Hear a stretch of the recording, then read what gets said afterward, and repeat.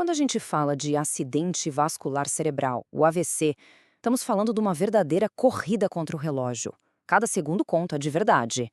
É por isso que montamos este guia rápido, pensado especialmente para quem é da área da saúde e precisa ter na ponta da língua o que é mais importante: como diferenciar os tipos de AVC, o que procurar nos exames de imagem e, claro, como agir o mais rápido possível. Vamos mergulhar nisso? Então, nosso roteiro de hoje vai ser assim. Primeiro a gente entende o que aconteceu lá no cérebro, depois como identificar os sinais, como agir na hora H, qual o caminho da reabilitação e, no fim, um resumão com tudo o que precisa ficar na memória. Vamos lá. Ok, vamos começar pela base de tudo. A primeira, e olha, a mais crítica decisão no mundo do AVC é entender se o problema foi um entupimento ou um vazamento, um vaso que obstruiu ou um que rompeu. Essa definição inicial vai guiar todo o resto. E tá aqui o porquê de tanto foco em uma coisa só. 85%. Esse número gigante mostra que a esmagadora maioria dos casos é um bloqueio, um AVC isquêmico. E é por isso que a nossa missão no tratamento agudo é basicamente uma só: desentupir e restaurar o fluxo de sangue. Aqui fica bem clara a diferença mecânica. Pensa assim, no isquêmico é como se um cano tivesse entupido, um coágulo não deixa o sangue passar. Já no hemorrágico, o cano estourou, o sangue vaza para dentro do cérebro e aí o estrago vem pela compressão e pela toxicidade do próprio sangue onde ele não deveria estar. Agora, vamos para o nível micro. O que acontece dentro da célula? É fascinante. Sem oxigênio, a célula para de produzir energia, o famoso ATP. E sem energia, as bombas que mantêm o equilíbrio ali dentro simplesmente pifam. O que acontece? O sódio começa a entrar na célula sem parar e a água, claro, vai atrás. Isso faz o neurônio inchar, até que ele pode se romper. Esse é o tal do edema citotóxico, o comecinho do dano. E esse diagrama aqui, ele é o nosso campo de batalha. Essa área mais escura no centro é o núcleo isquêmico. Ali, o tecido provavelmente já morreu. Mas essa área mais clara em volta à penumbra é o tecido que está sofrendo, está em risco, mas ainda está vivo. É a nossa janela de oportunidade. Salvar a penumbra é o grande objetivo de tudo que a gente faz na fase aguda. E quando o problema é hemorrágico, a localização faz toda a diferença. Se o sangue vazou para dentro do tecido cerebral mesmo, a gente chama de hemorragia intraparenquimatosa. A grande vilã aqui costuma ser a pressão alta descontrolada. Agora, se o sangramento foi no espaço ao redor do cérebro, entre as membranas, aí é uma hemorragia subaracnoide. E a causa clássica? Ruptura de aneurisma. Certo, já sabemos o que pode acontecer. Agora, a pergunta é: como a gente identifica?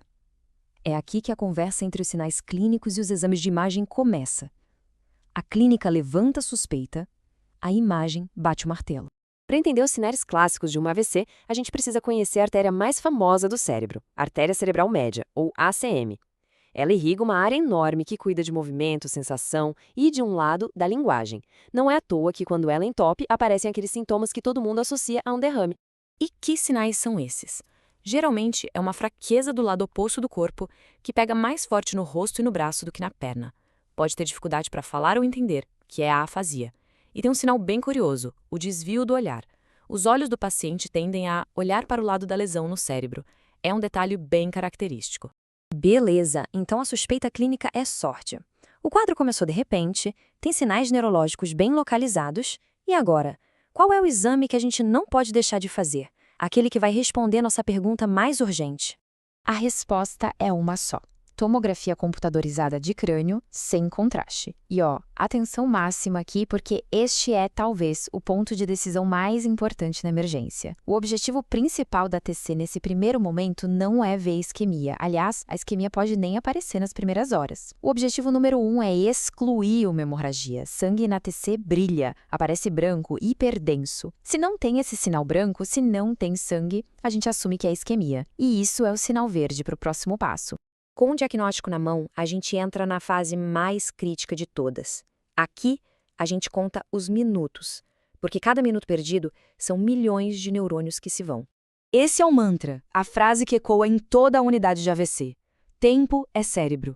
A chance de reverter o dano, de salvar aquela área de penumbra, depende diretamente do quão rápido a gente consegue agir. E para decidir se vamos usar o trombolítico, aquele remédio que dissolve o coágulo, seguimos um checklist bem rigoroso. Passo 1. A TC mostrou que não tem sangue. Ok. Passo 2. O tempo. Os sintomas começaram há menos de 4 horas e meia? Ok.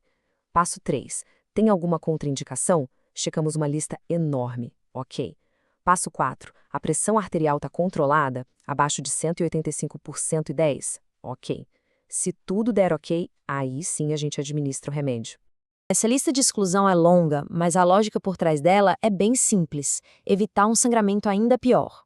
Então, se a pessoa já teve sangramento no cérebro antes, fez uma cirurgia grande há pouco tempo, ou se a pressão está nas alturas, o risco de dar um remédio que afina o sangue é muito maior que o benefício. Não dá para arriscar. Passada a emergência, começa outra jornada, que é a da recuperação. E a palavra-chave aqui é uma das coisas mais incríveis da neurociência. Neuroplasticidade. Parece até mágica, mas é pura ciência. É a capacidade impressionante que o cérebro tem de se reorganizar, de criar novos caminhos para compensar a área que foi lesionada. É como se neurônios saudáveis aprendessem novas funções, fizessem novas conexões. Toda a reabilitação moderna se baseia em estimular esse superpoder do cérebro. Vamos para um exemplo prático na reabilitação. Um estudo comparou o treino de caminhada normal, em solo, com aquele treino que usa um suporte para aliviar parte do peso do corpo. E o que a evidência mostrou? Que, embora as duas técnicas ajudem, o treino direto no chão, mais funcional, trouxe ganhos bem maiores na velocidade da caminhada. Isso mostra como a ciência nos ajuda a escolher as melhores estratégias. E como a gente mede se o paciente está melhorando? A gente usa ferramentas padronizadas, claro. O teste de caminhada de 10 metros, por exemplo, mede a velocidade. A escala de Berg testa o equilíbrio em várias situações. E o TUG, que é o Timed Up and Go, mede a agilidade para levantar, andar um pouquinho e sentar de novo. É um teste ótimo para ver o risco de quedas. Chegamos na reta final, a hora da revisão. Estes são os pontos que precisam ficar grudados na memória, sabe? Para a prova e para a vida. Primeiro de tudo, fatores de risco.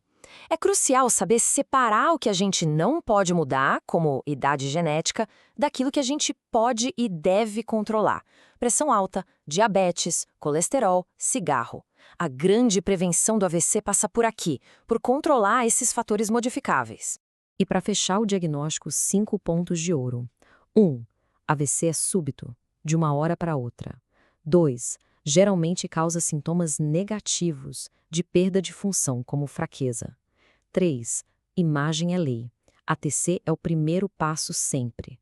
4. Cuidado com os imitadores, principalmente a hipoglicemia. E 5. Na TC, lembre-se, sangue brilha, isquemia aguda pode nem aparecer. E a gente termina olhando para o futuro.